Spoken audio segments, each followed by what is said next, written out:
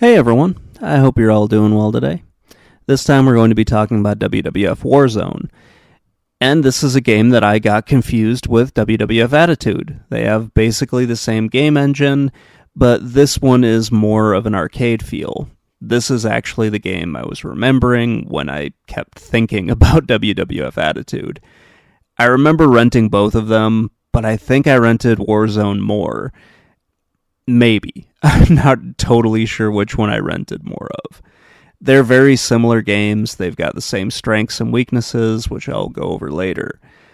Both of these games, for me, are really just placeholders before you got to the WWF Smackdown games, or they were bridges that led from the more arcade feel of the 90s to the more simulation that would be in Smackdown. Both of them were games that I remember playing a lot in high school. This one in particular, I seem to remember a lot more, or at least it just stood out a little bit more, even if I thought it was Attitude for a while. Mostly because I remember playing this with my friends. We would have our own Create a Wrestler things, and we could use the 4-player mode. So that's really what I remember the most, even though it bleeds together with Attitude, because they're very much the same game.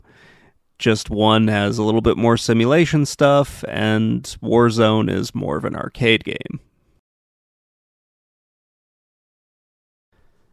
So WWF Warzone is more of an arcade game. It's kind of that bridge between In Your House and what would eventually become SmackDown. And it also leads into Attitude, I should say that. That's probably a little bit more accurate than saying it leads into SmackDown. There is a pretty good roster of wrestlers here, but it is limited when you compare it to Attitude. It's not a bad roster, but it does kind of reflect that moving away from arcade style into more of a simulation where you have more wrestlers, but you're still kind of hamstrung by some of the new generation that was going on. This is leading into the Attitude Era, which, at least in my opinion, had more and better wrestlers in it. And the new generation had good wrestlers, but they weren't presented very well. I do like the roster in this game. It reflects how good the WWF was in 1998, as opposed to something like In Your House that was really hamstrung by just the new generation, and also by the fact that they left Savio Vega out. I mean, seriously, how can you leave him out of a video game? But this was pretty much the turning point for the Attitude Era, so you have a lot of really great wrestlers in it. The roster includes Stone Cold Steve Austin, you've got the British Bulldog, Farouk, Goldust, Triple H, Mankind, The Rock, Ahmed Johnson, Bret Hart, Owen Hart, The Undertaker, Ken Shamrock, Kane, Thrasher, Mosh, and Shawn Michaels. You are missing a lot of the other wrestlers that would come and go in the 90s, but that's not a huge problem, because this game really is just bridging a gap between really In Your House and Attitude, where it's still an arcade game, but it does have some simulation stuff going on with it. There are quite a few game modes in this, but the one that I was really drawn to, and the one that I probably played the most, was the challenge mode, where you are just going through a gauntlet of different wrestlers. Eventually you get the IC title, and then you challenge for the WWF title. It's pretty awesome. I do like it, and it's one of the things that I remember the most about this. You'll also see that the gauntlet you have to go through changes in between your matches, just because it's trying to be a simulation, but it's really not.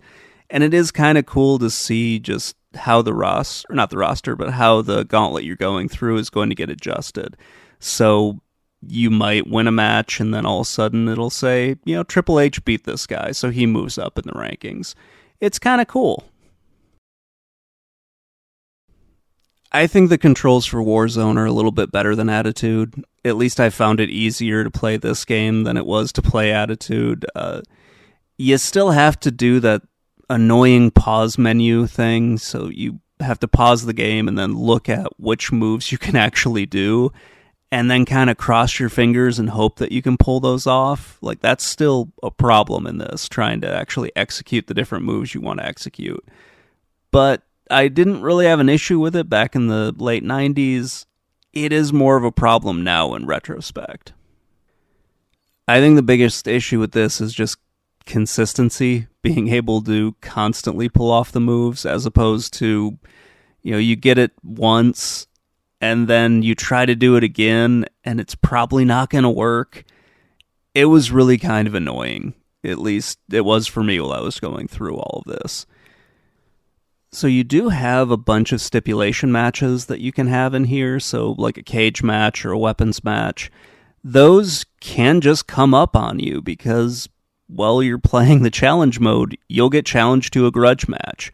You'll have beaten somebody and then, like 2 matches later, all of a sudden they cut like a short promo on you and they want to fight you. So you'll have a grudge match with some random character. It's kind of fun, actually. It's a way that they can just inject a story into a game that normally doesn't have one.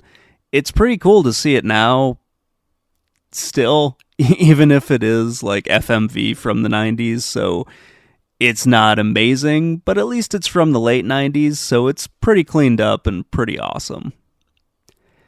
I do like this game quite a bit, even if it does feel like you kind of have the training wheels on the entire time you're playing. Some of the matches can be a little bit hard at first, but I never felt like I was going to lose a match. The game is just an easier version of WWF Attitude, so yeah, it's not a bad game, but it's got some awkwardness and some weirdness to it that you would just sort of expect from a wrestling game at that time. This isn't one of, the N64 games like WCW versus NWO Revenge, and it's definitely not SmackDown, but it is a serviceable game if you want to go back and check it out. WWF Warzone is really just a product of its time. The graphics were pretty good for 1998 and 1999, but they take a hit in retrospect, especially regarding the ring entrances. The cutscenes are pretty cool. They, add a little bit of a storyline to the game, and I think they look pretty decent for what they are. The entrances for the wrestlers are pretty terrible. Just absolutely awful. They are less elaborate than the WCW Mayhem entrances, because your characters just walk out and stand there while a bunch of sparklers essentially go off. It's just the same entrance for everybody, so there's really nothing cool or different going on. You just have your character walk out, he stands there for a second, then walks down to the ring, out of frame, the next person comes in, does the same thing, walks out of frame, then the camera pans to the arena and you get a shot of the ring. It's pretty dumb. The presentation of everything is pretty good. I mean, the ring looks nice, the crowd looks good, the arena at least looks alright. That entrance is just awful.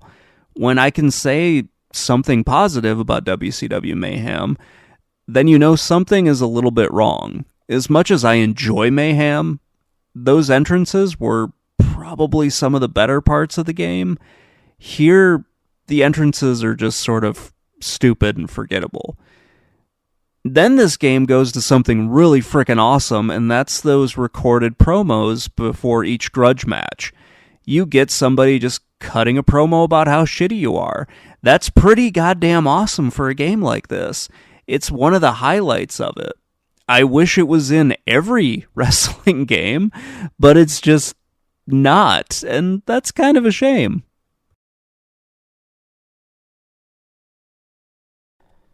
They do kind of blend in with a lot of the other live action shots from, pick a video game, but I think these are really well done. It shows that a lot of companies knew what they were doing in the late 90s, so they can have these little cutscenes in, and it adds a ton to the game, and it even gives you a reason why you're going back to fight somebody you already beat. It's pretty cool. They set everything up so you can have like a weapons match or a cage match or something like that. It would have been better if these had taken place at like a pay-per-view or something, but that's not really an option in this, as you're pretty much just fighting in the same ring over and over again.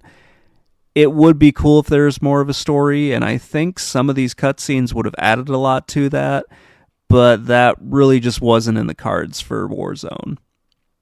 There are also some CGI cutscenes in here as well. I don't really get why they're there. It is another attempt to just inject a story into this, but they're not really all that deep. You don't really know what's happening, and you kind of struggle to care as to why they're there. The animations for the moves look good. It never really looked bad in any way. I think the characters look pretty good. That's about it, really. It's a decent looking PlayStation game. It looked good for the time period it was made, and then it got passed up by other video games. Nothing really wrong with that. I think WWF Warzone is a pretty good arcade-style wrestling game. It's a nice bridge that takes you from the more arcade games that you would see on the Super Nintendo and Sega Genesis and NES, and also the early wrestling games on the PS1, and it creates a nice little way to lead you into the more simulation stuff, like WWF Attitude and the Smackdown games. I think it's got decent gameplay, even if you still have to do that annoying menu stuff. The roster is pretty good, and the Create a Wrestler mode is pretty great. There are also a ton of game modes that you can choose from. However, you still have to pause to bring up your move list. Some of the moves can be somewhat unresponsive when you try to pull them off.